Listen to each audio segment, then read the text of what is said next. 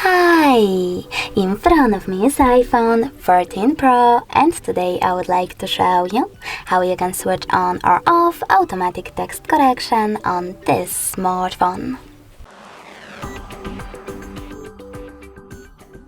You need to start by opening device's settings. After that, scroll down and click on General. Then you need to scroll down again and select Keyboard section.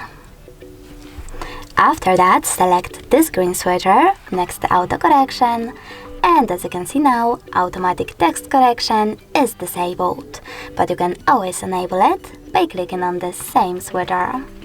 Thanks so much for watching. If you enjoyed this video, don't forget to leave a like, comment and subscribe. Bye!